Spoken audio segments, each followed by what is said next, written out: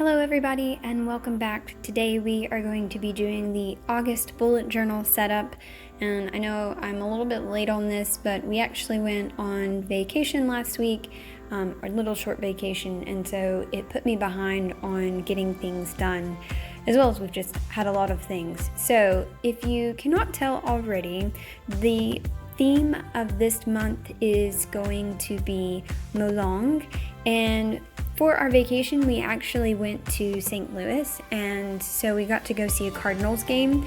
So I thought it would be really interesting and fun to include some baseball stuff in there, since we were going to be doing going to a baseball game and doing that kind of stuff in St. Louis. So the next page that I'm working on here is just my monthly layout, which you guys know I love to use and is the big part of my bullet journal that I use as well, rather than doing those dailies. So I'm just setting this up a little bit different than last time. The boxes are pretty large, taking up most of the space on these two pages and just leaving a little bit of doodling room up at the top. But I've watched some of Molang with my niece, and so I just didn't have as much stuff to draw for this one, which I know some of you would probably be like, oh my gosh, there's so many things that you could draw. But for me, I was a little bit having a little bit of a creative block, and so I just didn't want a whole lot of space to have to fill up. Also, because we were going on vacation, I wanted to have a lot of room for this month to write anything in that I wanted to write in there. So just doodling along the top, I've got the little guy watching some baseball on TV, and then just doing a little menagerie of these little guys. And then just for clarification, in case anybody's like, what the heck is she drawing? I thought I would just go ahead and write in Molang. Going across the top with just some regular capitalized letters, nothing super fancy cursive here, of the days of the week. And I really like the layout of this for, if you're really wanting a large block to be able to write in, then I think this layout works pretty well. And the layout of these is about 7 across and 6 down, in case you were wondering. There's a little bit of variability in there just to give some wiggle room. So the next page that we're working on here is my habit tracker, and as you can see, I am doing it completely different than the last two times, because this one is a little bit more, I would say, time consuming to set up. I decided not to do the entire page, and just to give you kind of a preview of what it would look like, just because I didn't want to spend a whole bunch of time wasting your time of you guys watching me basically do the exact same thing. So this would be where, if you had the ability to make stickers, then maybe it would be kind of cool, or a stamp that you could just stamp on in there. But part of me likes the idea of that, and then another part of me doesn't, just because the bullet journal is about writing in it and doodling in it to me, and so stamping and putting stickers sometimes I feel like takes away from that. However, there are other times where you've got things that you've got to get done, and so I certainly see where the functionality of using those material and media in your bullet journal works really well.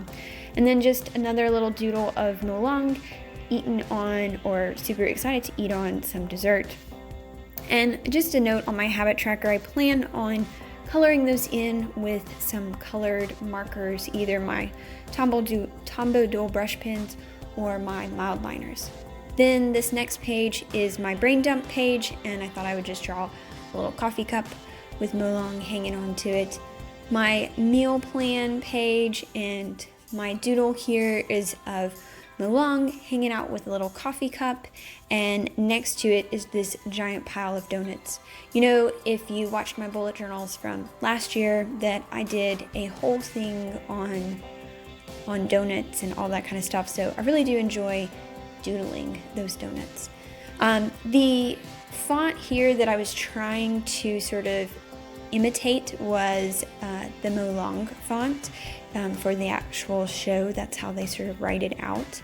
And then again, my monthly budget, which really has become extremely useful for me, and I definitely recommend it for any of you guys who are trying to get your finances under control or just wanting to kind of see where your money is going. And then, as usual, adding this little pop of color, which also helps me to just stay organized. I used my Tombow dual brush pen, and this one is 025 to go ahead and fill in those lines so that I can keep them in line.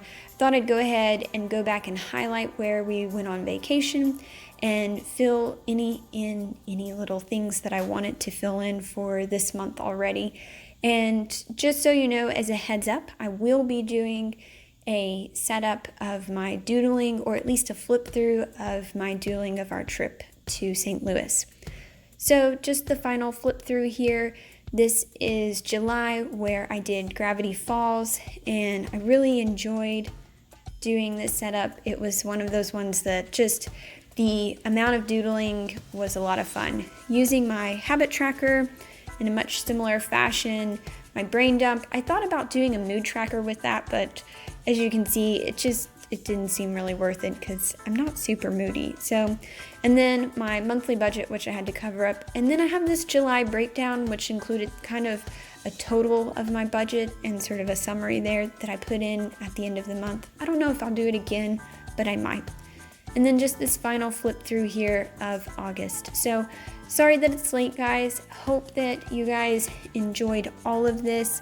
And if you have any questions or comments below, please leave them down below. And then if you have anything else, just let me know. Or if you want me to do anything in particular, let me know as well. Have a great day and enjoy your bullet journal.